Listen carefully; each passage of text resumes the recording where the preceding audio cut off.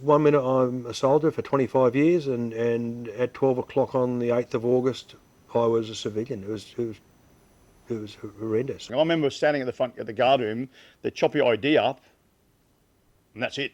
There's no connection anymore. To be something your whole life, or your whole adult life, or even as a child, I guess 17, to suddenly being a civilian is devastating. You stop, get out, and then the machine that you were part of keeps going, and you do feel like you've been abandoned and left behind, big time.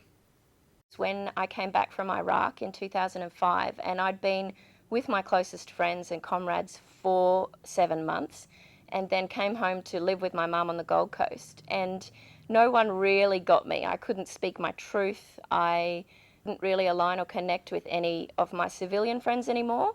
The darkest days, I think, was an unhealthy relationship with alcohol, very unhealthy relationship with social events and being around people. A lot of my friends did have discharge thrust upon them. I would always say, you know, cut them and they'd bleed green. They were military lifers. To see them in their prime and then have that stripped away makes them feel quite lost, disconnected.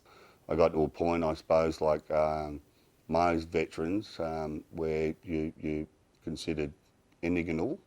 That's probably why I'm being a part of the SMEAC organisation and what we're doing here today, because I've been through those dark days. What we're trying to do with SMEAC is to have a place where people can come to, a veteran transition facility, where people who are transitioning out of defence, or people who have transitioned out of defence, can have somewhere to go to, including mental health, return to work programs, with a positive output. So we're actually doing stuff. We're not just sitting around singing kumbaya. We're actually doing stuff. We've got a job to do. SMEAC's about veterans helping veterans help the next generation. It's about giving veterans and kids a hand up, not a hand out. And so our programs are designed to pick the kids up, to point them in the right direction, to use our guys and girls to work with the kids.